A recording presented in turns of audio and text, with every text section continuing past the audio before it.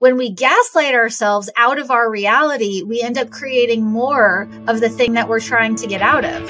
Because if we don't acknowledge our pain, how are we going to heal from it?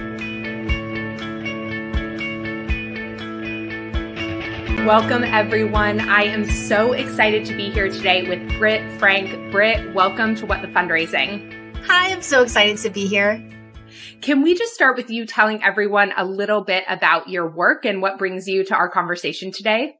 Sure. I always tell people I have my shiny resume and my sorted resume. So on the shiny resume, I'm a trauma clinician. I'm a psychotherapist. My first book, The Science of Stuck, just came out, which goes into the neuroscience of motivation, procrastination, all of the things that we think make us crazy are generally our brains doing what our brains are designed to do. And when we know how our brains work, we can feel like we're in the driver's seat of our life instead of locked in the trunk of the car driving 95 miles down the highway. On my sorted resumes, I came to this work from being a hot mess of a human with addictions and disorders and depression and really bad relationships and very poor life choices. And when I found my way to healing, I pivoted out of the advertising world into the therapy world, which is not that far of a jump, actually. And I'm so happy to be able to talk to people about here's why the things that you want to do aren't happening. Here's why the things that you are doing actually make sense in context. And there's no such thing as crazy. I really appreciate you sharing that about your own story.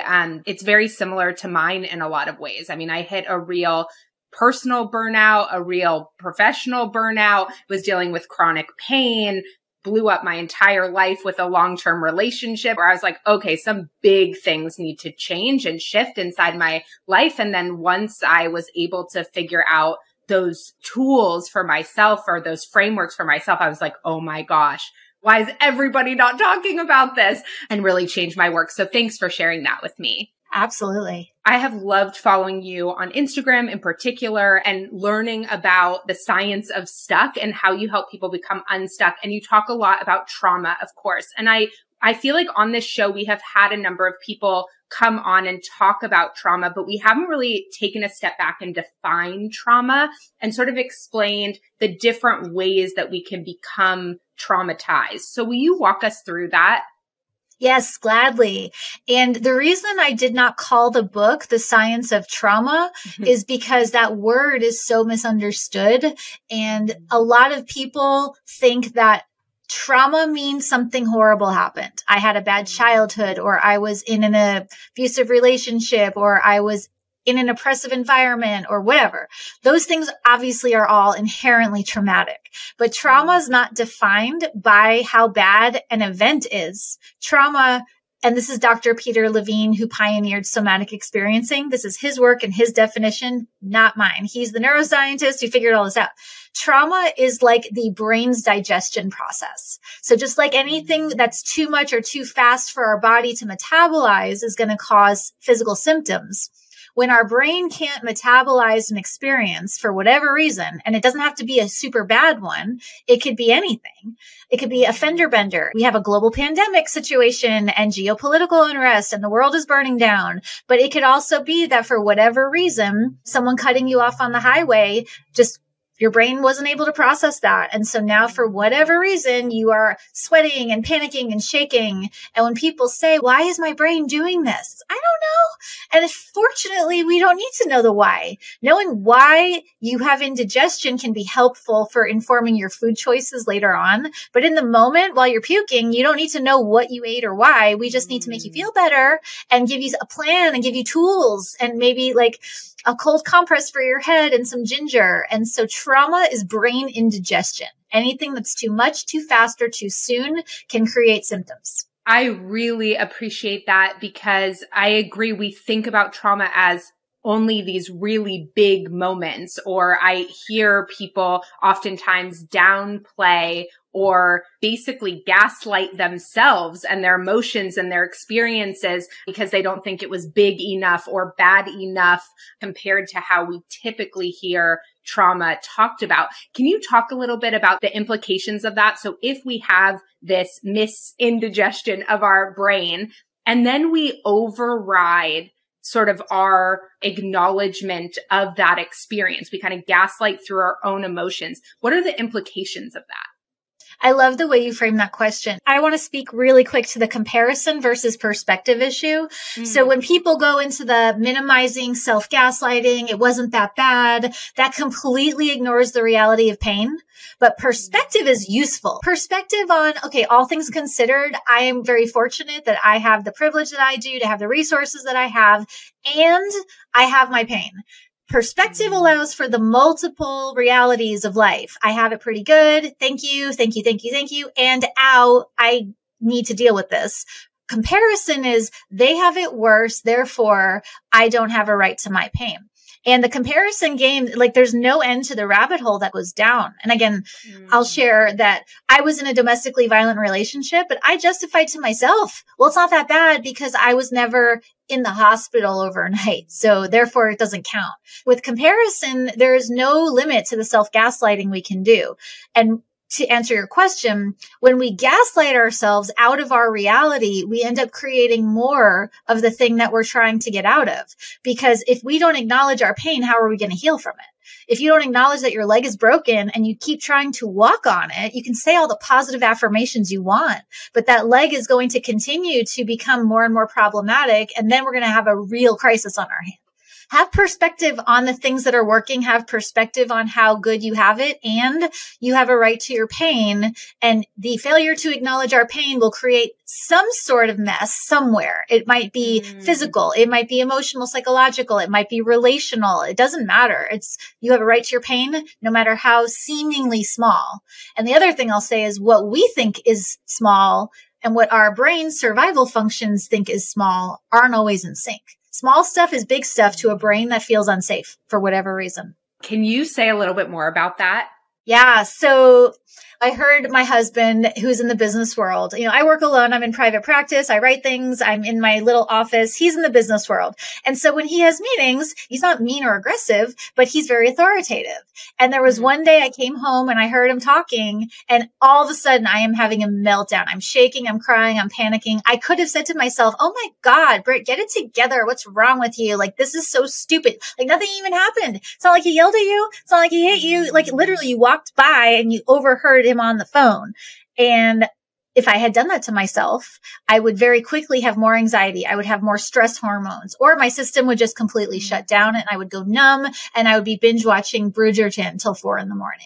But even though that seems like a little thing, in the moments in my brain, it was a big thing. I'm not blowing it up and going, oh my gosh, now you need to get off your call and stop your meeting and make it about me. Trauma dumping isn't helpful. But a self-validation moment is almost always a faster way out of the thing than trying to pretend it didn't exist.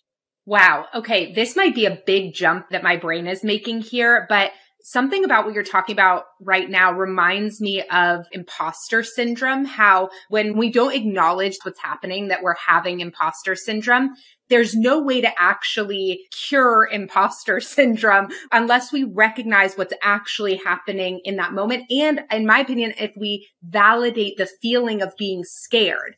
But if we're like, you shouldn't feel this way. Why do you always feel like an imposter? Da, da, da, da, da. Then it just gets totally out of control. And I said to someone recently, I said, I don't have less self-doubt than other people, but I spiral around self-doubt less than other people. Because when I have self-doubt, I just say, oh yeah, that makes sense. You're doubting yourself. You're about to do something pretty scary. And I feel like where we get stuck in the resistance to accepting how we feel. Can you talk to me about that? I could not love what you said more, because it's counterintuitive to validate the not good enough stories and the inadequate stories and the imposter stories, but it's in the validation that we find the relief. One of the best little hacks that I've learned for imposter syndrome, or really any negative critical thought, is to meet that thought with the phrase, yeah, that's probably a little bit true. Like, you don't know what you're doing. Yeah, that's probably a little bit true. You have nothing of value to share with the world. That's probably a little bit true. They're going to realize that you stink and they're never going to want whatever. Yeah, that's probably a little bit true too. It's almost like you're microdosing unpleasant truth. If you can there's a little part of truth in that, it's less scary. We get to defang the monster by validating. Yeah, you feel that way. It makes your way is totally perfect too. It makes sense that you feel that way is a really, really useful thing. Making friends with it and going, yeah, there's probably some truth to that is another way. Not better, just a different path. But it makes sense whether you're saying that to yourself or to someone you care about. Doesn't mean you agree with it. Doesn't mean this is now my truth. It means it makes sense that you feel that way. So it makes sense will very quickly what we call downregulate your brain. So if your brain's on fire, the phrase it makes sense is like taking a nice little bucket of water and putting it out. Ooh, okay. I love what you said at the end there around the difference between acknowledgement and validation and truth. Because I think that's where people, even in relationship with other people, someone shares something with them about how they felt about something. And instead of acknowledging and validating how they feel, like it makes sense from your perspective that you would feel that way, or it makes sense that you would feel that way. We go right into defense because that wasn't our intention to make you feel that way, because we feel like if we acknowledge and validate, we are agreeing or we're saying it's the truth. How can people decouple those a little bit more? And it makes sense, keeps you out of defense. As you were saying that, I'm like, that's a fun, pithy little Instagrammable thing we should write later. But reminding yourself that validating has very, very real and immediate neurological results. Because if you go into defense, now you've got two people whose brains are both on fire and you can't get your message across. We're talking in the business world. If you have to have an uncomfortable conversation with a customer, a coworker, whoever, you need to make sure that both of your brains are available to the message that you're sending. Otherwise, it's a complete waste of time. And then comes the spin and more of the thing. Again, remind yourself, validating does not mean agreement. Validating means it's just witnessing. I see. It makes sense that you would feel that way. I don't agree with anything that you're saying. I think you're completely out to lunch. But it makes sense that you would feel that way. You can be snarky and be like, wow, I get how you could come to that conclusion. That's not going to help.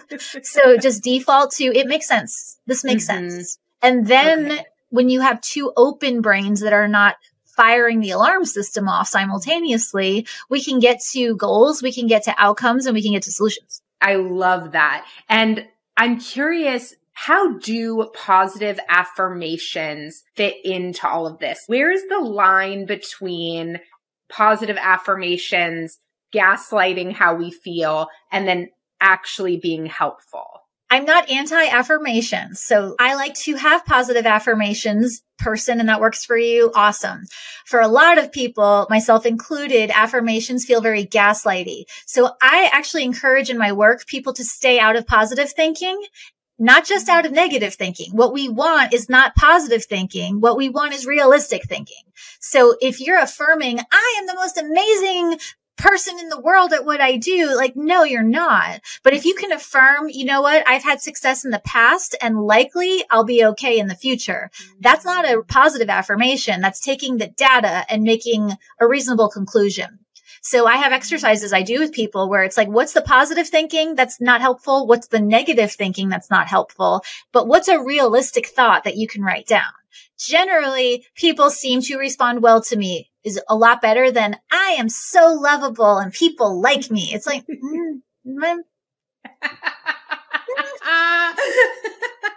well, realistic. There's this piece around that I talk a lot about how to sort of get out of binary thinking and judgment. And what I'm hearing there is a little bit of that when we're like, this is positive, this is negative. We're in that sort of judgmental binary space as opposed to being in the gray, which is the realistic element of it. Which is messy, and people don't like the gray. And I get that because even negative thinking at least puts you in an absolute where it's like, if I am just terrible, that's what it is. And I'm comfortable because then you can clearly see the parameters of I am terrible. But if you're in the gray, it's very messy. And one thing that is very helpful as an adult is to learn to tolerate the fuzziness of the middle. Another exercise I have people do is called an also true list. So whatever the thought you're thinking is, what's also true? Like, oh my gosh, I totally messed up that meeting. Also true. I'm really good at my job. Oh my gosh, blah, blah, blah. Also true. And that will help. But it's a real practice to unlearn the binary thinking and get to the gray. Even when we're talking about mental health, it's not like there's two categories of people, the mentally well and the mentally ill. You can be both in the same breath on some days. And so we want to really hold the tension of the opposites and swim in the uncertainty. Okay. So you said my favorite word or my least favorite word, comfort. I'll speak for myself. When I started fundraising, I had this perception that good fundraisers felt comfortable, and that because I felt uncomfortable, I must be a bad fundraiser. And I think this is true across many professions, but I think fundraising in particular is a very vulnerable thing. Number one, you're talking about money, right? Very vulnerable. Then you're talking about money with what many people feel like is not like a product trade for money, right? But an idea and a feeling and potential and a story. And so it feels in many ways like your heart is on display a little bit, right? This thing you love that you deeply care about that's so tied to your core identity. You are asking someone else if it's worthy enough to be invested in. Just are you cringing? My heart. Yes. And that's why when I found out about your work, I was so excited to talk to you, because fundraising is like the little kid handing the painting to mom and going, do you like what I made? There are so many unconscious dynamics happening when an adult is engaged in this world, with family of origin dynamics, attachment dynamics, money stories, good enough stories. Like, anyone who's really comfortable in the fundraising space probably had a really, really healthy, securely attached family. And that's an outlier phenomenon. That is not the norm. So if you are listening to this and you feel like, I had like nails on chalkboard, like, yes, that is the feeling. I think I've met maybe 2 people who were securely attached in childhood, like total. And I don't know if I've ever met a fundraiser who, when behind closed doors, would say they're always comfortable fundraising. And you just named a number of the layers of contextual issues that are activated in fundraising. How would you recommend fundraisers start to think about navigating the discomfort they feel, or shifting their perspective to be able to show up in the most aligned way possible with their work? That's such a great question. I'm like, the list can keep going. We can talk about gender disparities and social inequality and racism. And I mean, the list goes on and on and on and on and on. If you're starting this journey, again, the phrase, my discomfort makes sense, is a great starting place, because as soon as you say, this is stupid, I shouldn't feel this way, there's nothing left to do except feel crappy. And so if you can start with, okay, this makes sense, and then remind yourself, you don't need to be in therapy to do this, but remind yourself that there are multi-layers to this discomfort cake. And if you can start naming the ones that are relevant for you, even if you're not really sure, again, we outlined all of the main categories. Just assume you probably fall onto one of those. And there's a lot of healing power in naming the things. Dan Siegel, who has a brilliant body of work, he says, name it to tame it.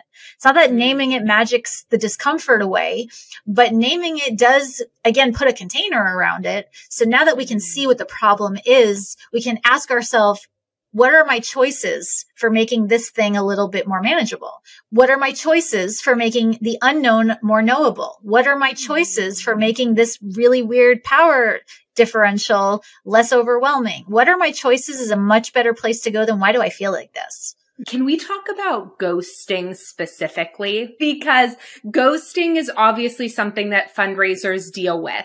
And I'm curious, what is happening when we get ghosted, and how do we navigate that space? And it's true with fundraising. It's true with dating. The ghosting phenomenon doesn't feel good no matter what context it's happening in. So again, it makes sense that you feel like crap if someone ghosts you. It makes sense that your brain's going to, what did I do? What did I say? I'm not good enough. Oh my God, why am I even doing this? Who do I think? All of that. It makes sense that you're thinking that, because being ghosted feels icky. It really does. And you're never going to get an answer. There's no answer to why did they ghost me that's going to make you feel better. Letting go of the need to understand the why. Again, self-reflection and, hey, did I say something that probably I shouldn't? Like, self-reflection is good, but we all know the line where self-reflection turns into rumination. And that's the stuff we want to stay out of. After some good, healthy, run it by a colleague, run it by a friend, do some self-checking. After you've cleared that, then assume that their ghosting has a lot of story attached to it, none of which has anything to do with you. Yeah, I really appreciate that. And thinking about fundraisers, in addition to all the layers, the vulnerabilities that come up fundraising, the other piece of it is that they're dealing with these things constantly. I just talked to someone the other day who has a for-profit business, and he's getting some venture impact capital, but he's not typically fundraising. And he was talking about the pain he was feeling from this funder saying no, and the weeks he was spending dealing with his feelings around this. And this is actually somebody who is very well versed in the tools that we're talking about today and was using all of his own stuff, but was struggling. And what I was thinking, and then he said it, was, I'm thinking about the fact that your people do this multiple times a day. They go through what I went through multiple times a day. So how do they create some space, some buffers, some actual self-care, not what we're marketed to as self-care, to heal and take care of themselves in that environment? And I think the more intense your work environment, the more boundaries are needed to be able to manage it. And in the fundraising space where, like you said, it's a constant rejection, abandonment. We love you. We hate you. Yes, no. It's this yay dopamine when it works and abject lights out when it doesn't. And so because it's such a high, multi-leveled, complex mess to navigate, that means that you're going to need some real clear differentiation lines between when you're working and when you're not working, especially since a lot of people work from home now. And so things like changing your clothes, making sure that you have a very clear place where you do your work, if possible, every day. And when you are done, you have something that you do to tell your brain, this is done. Now we're shifting. When people say they need work-life balance, what they actually mean is we need work-life boundaries. And if you're in this very high-octane environment, it'll be even more important. Like you said, not the self-care piece. Let's just start with your brain does not know that you're done with work and that you're with your family if you don't program it and train it and teach it to differentiate. Even if it's you go for a walk around the block, or you get in your car, or you play a song, or you drink an orange juice, whatever the thing is, any ritual that you decide is the thing will work. Pick something and really, really make this work home line very clear. That will help. It's not going to make feeling the feelings less icky, but it will contain it. And we do need containment when we're talking really, really intense feelings so we can shift between those feeling states instead of being flooded by them. Wow. I'm not going to lie. It's a little bit hard to hear that because I think that this system in particular, like the nonprofit industrial complex, boundaries are such an issue in terms of how much people are working, the ways that their work filter into their personal lives in so many different ways. The communities sometimes they live in where challenge, I hear fundraisers in small communities. It's like, they sometimes are nervous about going to local bars or doing certain things because they're going to see some of their donors. And there's just so many elements to that. So it's really helpful to hear that. And I think it pushes a structural conversation around what it looks like to create conditions for success for fundraisers to have the boundaries that they need to do that. Because you said the word boundaries and we're talking about it, can we define boundaries a little bit more too? Because this is a hot topic, but I wonder how much people know what that really means and looks like. So at its most simple definition, a boundary is just a line of demarcation. My skin is the boundary between my insides and the outside world. The door is the boundary between this room and the room on the other side of the door. But what people often mistake boundaries for are requests. So when I hear people say they cross my boundaries, it makes, no, that's not how it works. If I am saying to you, my boundary is I don't want you to call me after 6, that's not a boundary. I'm asking you to do something. So if the power to do it or not do it is yours, like you can decide, I want to call her at 7. You didn't cross my boundary. It's just you didn't do what I asked you to do. A boundary is, hey, if you call after 6, I'm not answering my phone. A boundary is my set of choices in response to someone else's choices. That gets a little dicey because then people are like, well, that sounds like an ultimatum. Okay, well, the difference between a boundary and an ultimatum is intention. Boundary is not like, I hate you, I don't want to work for you. A boundary is if I don't have some sort of lines around myself, I'm going to burn out. I'm not going to be able to produce. I'm going to do quiet quitting or loud quitting or whatever else it is that people are doing. And it's really important to know the intention with boundaries is preservation. The intention with ultimatums is power and control. So when I say my boundary is I don't answer emails after 7, no one can cross that. That's on me. Like if I answer an email at 8, it's not that I've crossed the boundary, I just didn't hold it. But it's also important to know that there are some work environments where boundary setting is not possible. I did a talk for a group of corporate people, and one of them was like, well, head of the business unit is like this narcissistic, sociopathic, and if I set a boundary, I'm going to get fired. That's a very toxic work environment, which means your choices are to stay and burn out or to try to leave. And that's unfortunate. But we need to get realistic about, if you can't set boundaries of any kind in your work environment, is it that you are the problem, or is it that the environmental stressors render it impossible for anyone with a human brain to thrive in? Some environments are just, you can't thrive in. And the social work world is very much like the fundraising world in terms of structural, problematic, push the people and grind them up until it's just a turnover. A structural problem is not a mental illness. And often what we call internal, and again, there's no stigma about having mental illness. I take meds, I go to therapy, all of it.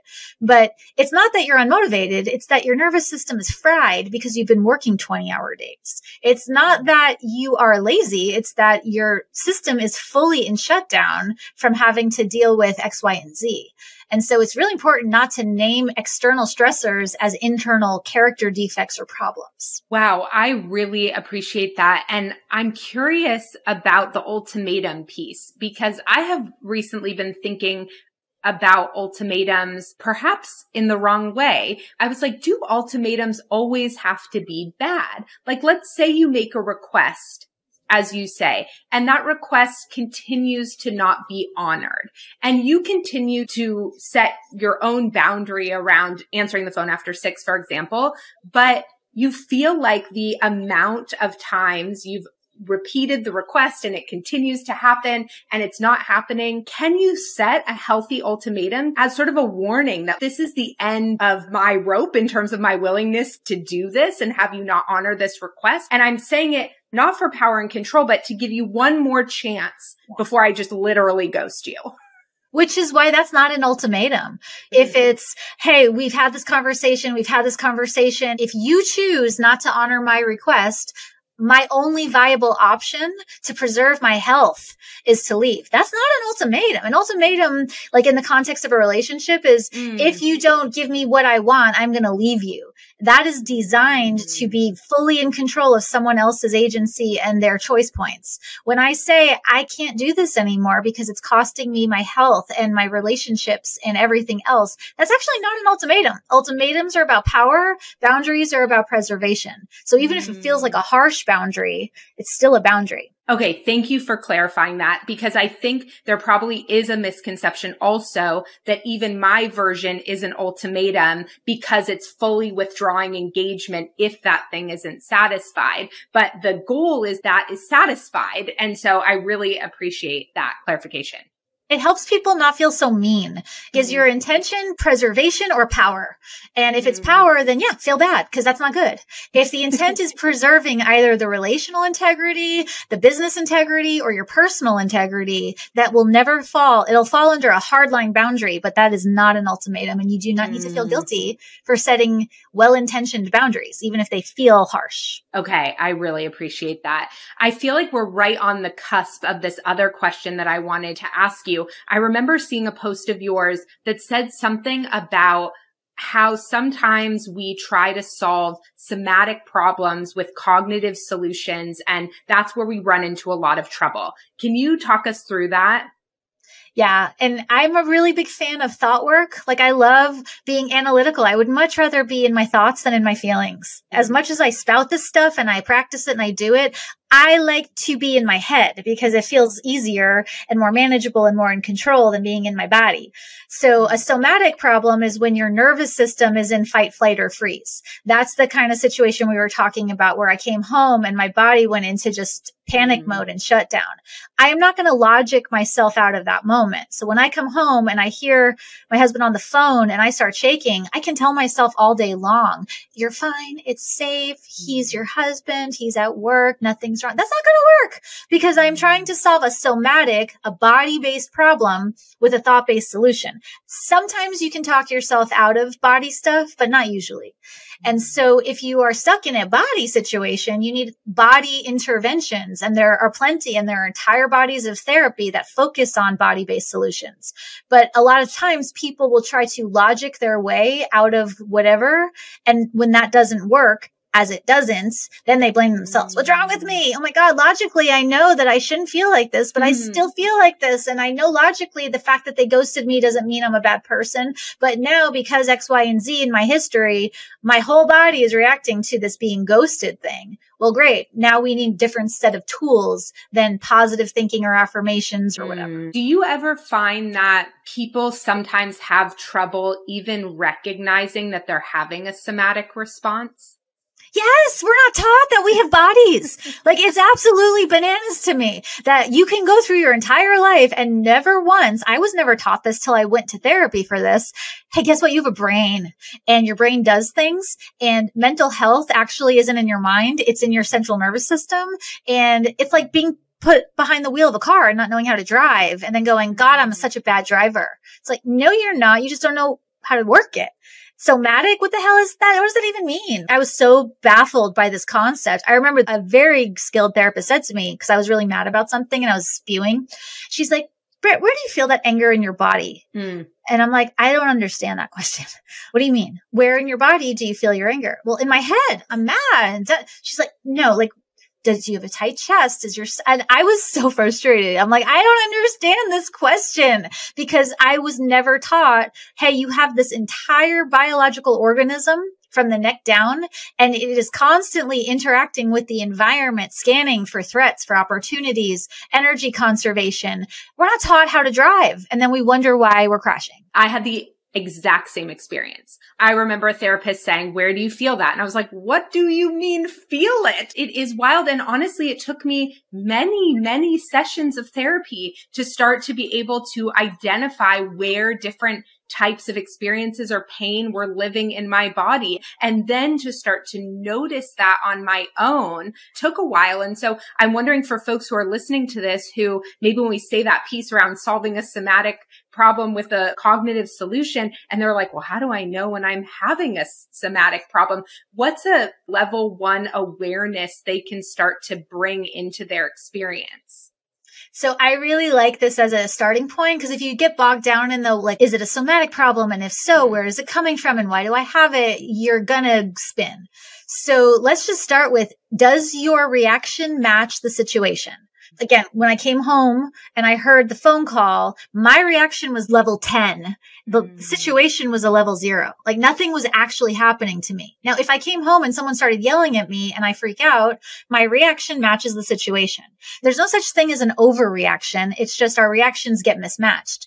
If your reaction is not matching the situation, to feel upset and sad if someone ghosts you, if all of a sudden you're hysterical and you can't eat and you can't sleep and you can't bathe yourself and you have insomnia and you have night terrors, that's not an overreaction. It's just clearly this reaction is not about this situation. So assume if your reaction is mismatched to the situation, it's a somatic problem. That's a really quick way to start. And do you have any initial tips for moving through a somatic response, or even how they start to explore what that might look like? Again, nothing is like, yay, this will magically cure a somatic reaction. But there is so much power knowing that somatic reactions are a thing and you're not crazy, because there's no such thing as crazy. And this makes sense in context. I have seen people on the brink of like mega panic meltdown come down, not all the way down, but down enough just by saying, yeah, like you make sense right now. You're not crazy. You know, you're not crazy, because no one is a very powerful tool. Even if you have no somatic training, even if you don't know how to cycle and metabolize the stimulus through your body, like it doesn't matter. Let's just start with, this is a thing. I am not crazy. And then if you want a practical, okay, what do we do? Come up with 3 choices. What are 3 like people, places, resources, thoughts, or things? Not so much thoughts, because that's not going to work. What can I do right now? Not next year, not next week, not after I buy the books and whatever. What can I do right now? Can I take a shower? Can I take a walk? Can I listen to music? And use your senses. Relational, other people tend to be best, but sometimes you don't want to be around other people. So fine, anything that you're engaging your senses with, because this part of the brain we're talking about and the somatic stuff, that responds to sensory stuff, not logic stuff. Wow. When you were talking about that part about feeling crazy, it made me think about how the times in my life where I have felt the most crazy have definitely been in romantic relationships when I've been gaslit. And it just sort of made me think about the fact that, wow, that's the same thing that's probably happening when we're gaslighting ourselves. And so I just think that's such a important thing to recognize what that does to us when we don't give ourselves the acknowledgement or the space to feel our feelings. Which again, I know we sort of veer in and out of the relational space in this conversation, which is great because it's the same stuff that happens when you're being gaslit in a romantic relationship, as we both have. Even the ugliest part of the truth feels better than wondering what's real. When you're like, is this real? Is this not real? Am I crazy? Is this happening? Is this not happening? It's like, yes, this is happening and it's awful and you're not crazy. That will always produce relief. I don't know why this makes sense, but this makes sense to someone. And I'm not crazy is going to dial whatever's happening down a lot faster than, oh my God, what is wrong with you that you feel like just stop? Like, if only it were that simple. Like there's an entire industry of therapists because you can't just stop. Yeah, I know. We just bully ourselves so much around the experiences that we have. And I really hope fundraisers are thinking about this, both in terms of how they talk to themselves, but in that relational aspect, in terms of their relationships with donors too, and how they handle when they aren't hearing back or when somebody says no, or when they get a donor who's unhappy about something, that they are able to validate their feelings. And when there are different perceptions about something and you're getting feedback, it's really easy, especially when there's a power imbalance, I think, to feel like I must be the one who's wrong and I'm losing my mind. Like, how did I not see this? And so I think it's just such important advice.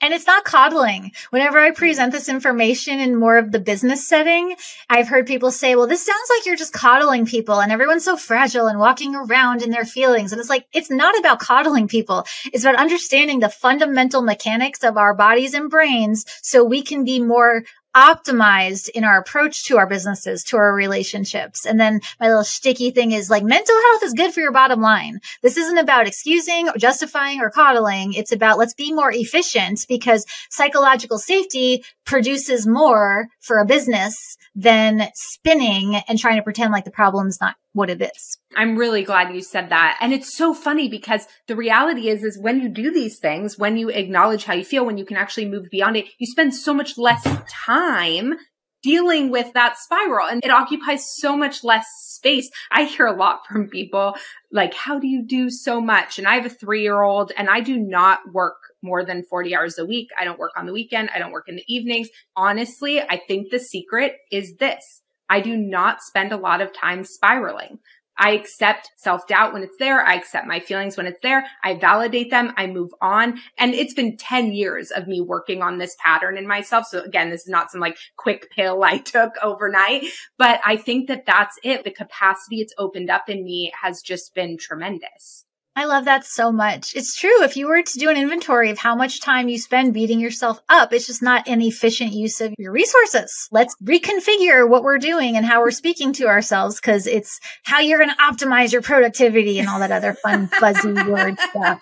Whatever way you need to plug into this or whatever argument you need to make to your boss or whatever works for you, I think we just want to make these tools, this skill development accessible and available and exciting to you. So if it's about productivity, lean in. If it's whatever it is. Okay, there's one thing I want to make sure we have a chance to talk about before we say goodbye, which is, can you talk to me about the difference between parasympathetic and sympathetic procrastination? Yes. And I love talking about this because I hate the word procrastination because it's such a mushy, nebulous, like, what does that word mean? You're not doing the thing you want to do that you know you could do, and there's no logical reason why you're not doing it. Procrastination. Thank you for playing. It doesn't mean anything. So I'm really big on let's optimize our language. Let's use words that describe it. Parasympathetic procrastination is when you're locked in the down position and there's nervous system brain stuff that happens. That's when I'm procrastinating by laying on the couch and I'm doom scrolling or comfort scrolling and I'm not moving. That's a function of your parasympathetic system, the brake pedal of the brain. Sympathetic procrastination is a function of your sympathetic nervous system, which is the gas pedal of your brain. And that's the kind of procrastination where you're rushing around, where you're doing 100 things except the one thing. That's when my house gets very clean, but I haven't answered that one email that needs to get answered.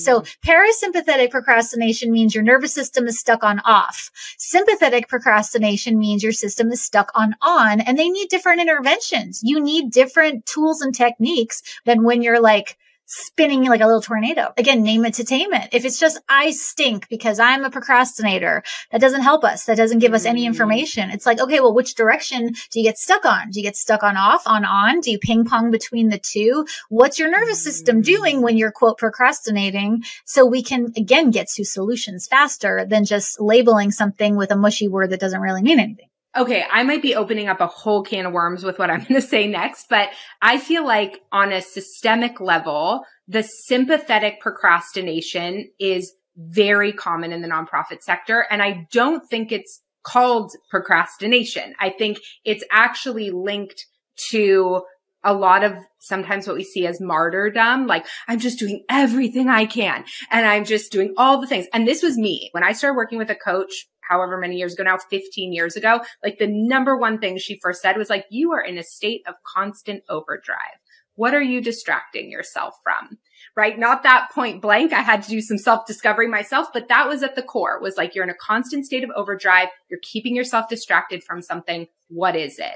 For me, underneath it was this belief that I wasn't enough unless I was constantly checking off boxes and producing and all these different things. And so can we talk about that state in particular? And what are some few tips for folks who might be noticing that that's true for them too, and how they can settle their nervous system down out of that state? Well, let's take the goal of settling the nervous system off the table. You can't get from code red sympathetic procrastination to now I'm chill and calm, just like you're not going to get from off to like, woo, off I go. So let's make a realistic goal that lines up with how your brain is functioning. The goal is not to be regulated. The goal is to be honest. And again, we need to have another hour for this conversation. But, one thing I like to say is an unpleasant reality. I don't like the word always, but I use it in this case. An unpleasant reality is always preferable to a shiny lie. And so it's, I'm fine. I'm just really busy. And that's not actually what's true. It's a shiny lie. And a lot of times sympathetic overfunctioning gets patted on the head and praised as virtuous, which is problematic. I love that question that your person asked you. What are you avoiding? I promise you, whatever the pain of your thing that you're avoiding is, and it might be really intense pain, is still preferable to what's happening right now. And I say this as a former drug addict. As much as the reality of what I was distracting myself from was unpleasant and painful and gross and awful, it was still preferable to everything I was doing. Assuming that you're in a safe enough environment with access to resources and your basic needs met, big disclaimer, facing uncomfortable truths is always going to work out better than spinning on a shiny lie. So take a truth inventory, like a medicine, like a pill every night. What am I lying to myself about today? And don't worry about doing anything about it. Don't worry about regulating yourself. Let's just start with awareness, because awareness and understanding precedes action. Ooh, okay. We're going to end there. I will make sure all the information is below for folks to find your work and follow you on Instagram. Is there anything in particular you want to leave folks with today or invite them to get to know your work better? Well, okay. I'm really glad you said that, because I want to disclaim insight and understanding precedes action doesn't mean ask why questions. You don't walk up to a car accident and ask, why is everyone lying in the street? You get the ambulance, you get the people to the hospital. As much as insight and clarity and understanding can be helpful, step 1, don't ask why, ask what. Step 2, ask what are 3 choices. Of those 3, pick one, go. And that will get you from stuck to step 1. And then you can build momentum and that compounds quickly. So do not start with why. I love that. Thank you so much. And thank you for this conversation today. I'm so grateful for you and your work and for sharing your wisdom with this community. Thank you so much. This was fun.